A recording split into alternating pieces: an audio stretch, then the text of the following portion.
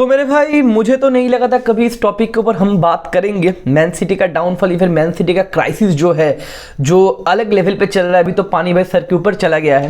लेकिन मुझे नहीं लगा था पेप के अंडर में इस तरीके से मैन सिटी का डाउनफॉल या फिर इस तरीके से हॉटस्पॉट एक सिचुएशन होगा। हो सकता है एक क्रम्बल पीरियड या फिर एक ट्रांजिशनल पीरियड हर एक मैनेजर का आता है, लेकिन मेरे को लगा था कि पेप जाने के बाद सिटी को ये टाइम देखना पड़ेगा, लेकिन पेप के रहते हुए ये टाइम देखना पड़ रहा है। It is very much surprising for us as a football fan. लेकिन आज हम इस वीडियो में बात करेंगे कैसे एक टीम 2 साल पहले ट्रिबल जीतने के बाद या फिर पिछले साल बैक टू बैक 4 बार प्रीमियर लीग जीतने के बाद, 4 पीट कंप्लीट करने के बाद, ऑलमोस्ट प्रीमियर लीग को फार्मर्स लीग बना देने के बाद क्या हुआ कि 2-3 महीने के अंदर अभी तो भैया प्रीमियर लीग जीतना तो छोड़ो, प्रीमियर लीग के कंपटीशन तो छोड़ो, एक मैच जीतने के लाले पर रहे। पिछले 12 मैच में पेप का मैन सिटी सिर्फ एक मैच जीता है और अभी वो लोग 7th पोजीशन में, मतलब कॉन्फ्रेंस लीग के लिए भी एक्टिव नहीं है।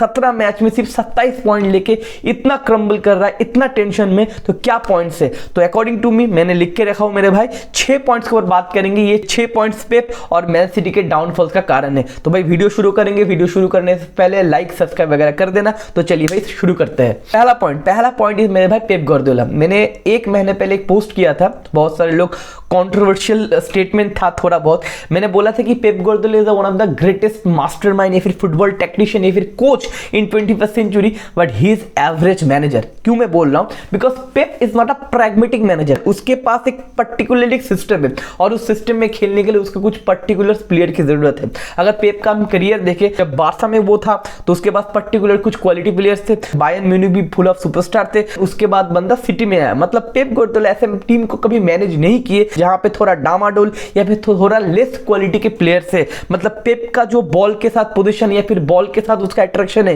कि मेरे को पोजीशन रखना है, मेरे को सर्टेन प्लेइंग स्टाइल में खिलाना है। बंदे के पास तो प्रैग्मेटिज्म नहीं है। मतलब कुछ प्लेयर्स अगर उसके सिस्टम से मिस हो जाए तो क्रम्बल हो सकता है। बिकॉज मैंने कहा he is not a pragmatic manager, like Ancelotti बताओ, लाइक जोसे मोरिनो बताओ। तो ये प्रॉब्लम है, कुछ मेन प्लेयर्स जब मिसिंग होते तब ये सिस्टम कोलैप्स कर जाता है। तो पेप के साथ ये हो रहा है। तो पहला पॉइंट है भाई पेप गार्डियोला खुद। सेकंड पॉइंट बट ऑब्वियस मेरे भाई इंजरी। रॉड्री का जो इंजरी है, पेप ने बहुत बार बोल दिया है, ऑब्वियसली हमारे आंखों के सामने। रॉड्री इज भाई one of the biggest factor in Pep system या फिर पेप्स टीम। रॉड्री एक ऐसा प्लेयर था जो गोलकीपर से या फिर सेंटर बैक से बॉल लेता था और बिल्ड फ्रॉम बिहाइंड का जो काम था वो रॉड्री शुरू करता था। डीप से जो प्ले मेकिंग वाला रोल है वो काम रॉड्री का था। एंड रॉड्री टेम्पो भी कंट्रोल करता था। रॉड्री डिफेंसिव कंपोजर भी देता था। अगर बॉल वगैरह लूज हो जाए तो बंदा ट्रैक बैक करके बॉल विन भी करता था। बंदे के बाद वो फिजिकल ड्यूएल या फिर फिजिकल बुली करने का ताकत भी था।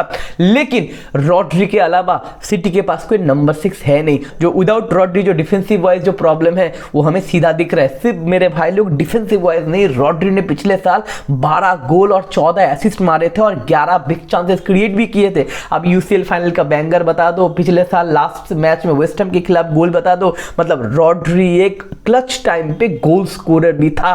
वो रॉड्री को भी मैनचेस्टर सिटी काफी बढ़िया तरीके से मिस करते हुए। उसके बाद और बताओ, रूबेन दियाज बताओ, केडीबी बताओ, एडरसन बताओ, ये सारे लोग को भी फिटनेस का इशू तो है ही। मतलब injury one of the biggest part of Pep's downfall.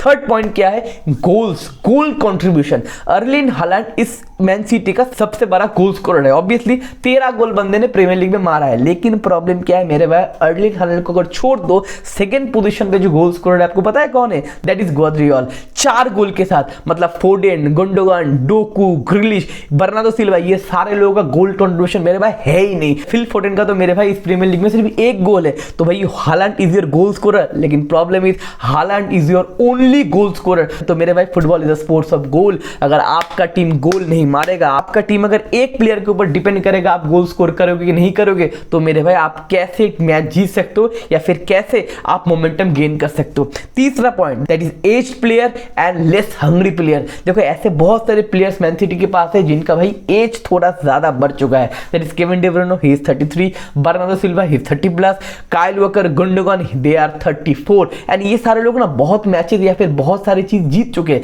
उनके पास थोड़ा हंगरनेस कम हो गया। देखो भाई प्लेयर्स तो बहुत ट्रॉफी जीत चुके हैं, प्लेयर्स के पास ट्रिबल है, तो उनका तो हंगरनेस थोड़ा कम हो सकता है। लेकिन एज अ फैन का तो भाई भूख खत्म नहीं हुआ। फैन तो भाई हर एक साल जीतता हुआ देखना चाहते हैं अपने टीम को। तो भाई आपके टीम में जितने सारे एजेड प्लेयर है उनको क्या रिप्लेस करने के लिए आपने स्टेटमेंट दिया है या फिर आपने रिक्रूटमेंट किया है? The answer is no. अगर एक टीम में कुछ प्लेयर के पास वो हंगरनेस खत्म हो जाता है तो उनको रिप्लेस किया जाता है न्यू प्लेयर से जिनके पास वो जीतने का या फिर प्रीमियर लीग जीतने का या फिर यूसीएल जीतने का वो हंगरनेस हो। शायद पेप और मैन सिटी के मैनेजमेंट ये सारे प्लेयर्स को रिप्लेस करने के लिए थोड़ा भूल चुके हैं और इसलिए इंपैक्ट दिख रहा है, रिजल्ट में इंपैक्ट दिख रहा है आपके पिच में भी। तो third point is aged player and the less hungry players. The fourth point बहुत ही ज्यादा इंपॉर्टेंट पॉइंट है ये, और इस पॉइंट के ऊपर बात नहीं हो रहा था मैन सिटी के ऊपर क्योंकि मैन सिटी लगातार ट्रॉफी जीत रहा था या फिर उनकी विनिंग रेशियो काफी बढ़िया था, लेकिन इस सीजन विनिंग रेशियो जब कम हुआ है तब इस पॉइंट के ऊपर बातचीत शुरू हो रहा है, दैट इज पुअर रिक्रूटमेंट। देखो मैंने बोला रॉड्री का रिप्लेसमेंट सिटी के पास था नहीं, लेकिन उन्होंने एक इनिशिएटिव लिया था। 3 साल पहले उन्होंने खरीदा था Kalvin Phillips from Leeds United, लेकिन केल्विन फिलिप्स को पेप गार्डियोला अपने अटायर में या फिर अपने सिस्टम में इन्वॉल्व नहीं कर पाए। उसके बाद आप बताओ गुंडोगन को आप साइन किए, एक 34 इयर्स के प्लेयर को फिर से कैसे साइन कर सकते हो जहां पे अटैकिंग वाइज आपको उतना ज्यादा नीड नहीं था। फिल फोडेन आपके पास था, बर्नार्डो सिल्वा आपके पास था, डोकू था आपके पास, ग्रिलिश था आपके पास, सेविन्यो को आप साइन किए, मैथ्यूज नूनेस को आपने साइन किया, तो आपको गुंडोगन साइनिंग करने का क्या जरूरत था? Question mark. उसके बाद बताओ सेविन्यो बताओ, मैथ्यूज नूनेस बताओ, सेवियो मैथ्यूज नूनेस ये दोनों प्लेयर का सिस्टम में रोल बताओ या फिर पोजीशन बताओ, अभी भी क्लैरिफाइड नहीं मेरे भाई। मैथ्यूज नूनेस स्पोर्टिंग सीवी में खतरनाक थे, उसके बाद वुल्व्स में बढ़िया खेले, लेकिन सिटी में आने के बाद अभी भी बंदा कंफ्यूज्ड है कि मेरे को कौन से पोजीशन में खिलाया जाएगा। उसके बाद डोकू बताओ, डोकू बहुत हाई एक्सपेक्टेशन से आया था एंड पेप ने भी काफी तारीफ किया था, Docu is one of the best dribbler in the world right now, लेकिन पिछले 1.5 साल हो गए मेरे भाई, डोकू भी अपना जो इंपैक्ट है मैन सिटी के प्लेइंग स्क्वाड में बताओ या फिर पिच में बताओ दिखाने में नाकामयाब रहा। और एक सबसे बड़ी बात मेरे भाई, सिर्फ पेप को गाली देके भी फायदा नहीं है। जितने सारे प्लेयर्स है, जितने सारे सीनियर प्लेयर है जो 3-4 साल से टीम में खेल रहे, उनको तो मेरे भाई स्टेप इन करना पड़ेगा। जब आपके पास बड़े प्लेयर्स नहीं है, बैलन डॉर विनर नहीं है या फिर आपका मैनेजर जब प्रेशर में, तब उसको रिकवर करने के लिए तो प्लेयर्स को स्टेप इन करना पड़ेगा। और किस प्लेयर को स्टेप इन करना पड़ेगा? जो भाई सबसे कॉस्टलीस्ट खिलाड़ी है, लाइक जैक ग्रिलिश, जिसको 100 मिलियन में पे साइन करके लेके आया था, लेकिन जैक ग्रिलिश भी अपना फॉर्म पिकअप नहीं करते हुए। और ये स्टैट देख के आपको शॉक हो जाएगा कि जैक ग्रिलिश पिछले 44 गेम्स में एक भी गोल बंदे ने स्कोर नहीं किया। तो इतने सारे जो प्लेयर्स है, इनफैक्ट रिको लुइस भी बताओ, रिको लुइस को भी पेप ने प्लेइंग 11 में जगह दिया है, लेकिन गुंडोगन और रिको लुइस का जो डबल पिवट है भैया, बहुत ही ज्यादा वाहियात डबल पिवट है। तो इतने सारे प्लेयर्स जो रिक्रूटमेंट किए, ये रिक्रूटमेंट सक्सेसफुल नहीं हुआ। और जितने सारे पुराने प्लेयर्स है, इंपैक्टफुल प्लेयर है, जिनका इंपैक्ट क्या जरूरत है, ये खराब पोजीशन में, ये सारे प्लेयर्स भी अपना इंपैक्ट दिखाने में नाकामयाब रहे और इसका रिजल्ट हम लोगों को सीधा देखने को मिल रहा है। नेक्स्ट अगर पॉइंट की बात करो, दैट इज यूथ कल्चर।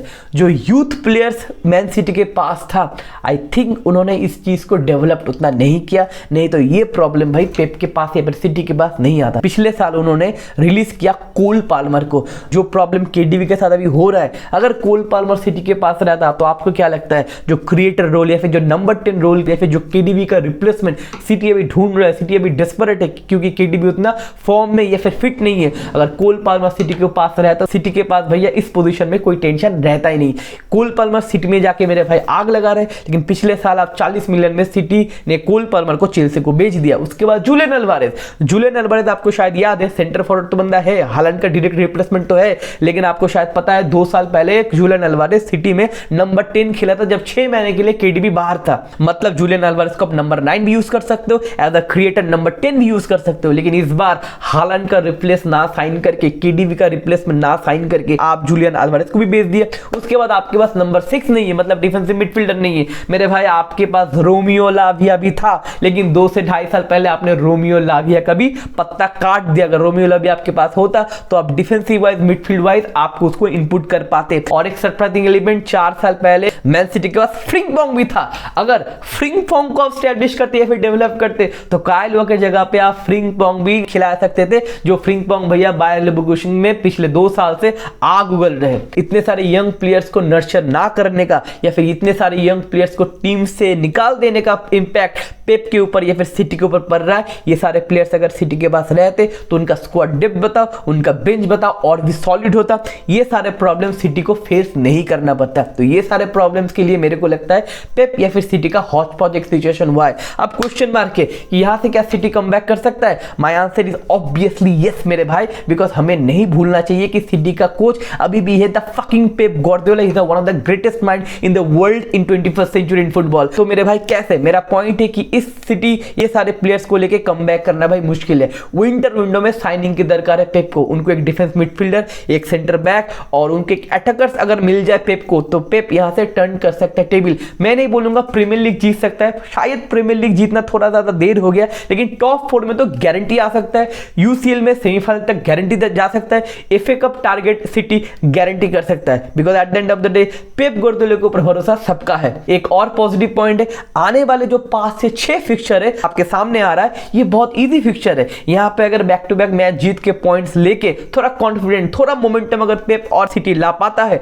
तो कहीं ना कहीं एक मोमेंटम क्रिएट हो सकता है और एक पॉजिटिव वाइब से ही सिटी ये सीजन खत्म कर सकता है। तो ये है पूरा का पूरा मामला। अगर आप सिटी फैंस हो, आपका पॉइंट ऑफ व्यू क्या है, या फिर आप क्या मानते हो किसके प्रॉब्लम से सिटी का ये प्रॉब्लम आया है, या फिर according to what is the solution, नीचे कमेंट सेक्शन में जरूर लिखना। तो मिलते हैं अगले वीडियो में। Take care, bye bye, see you.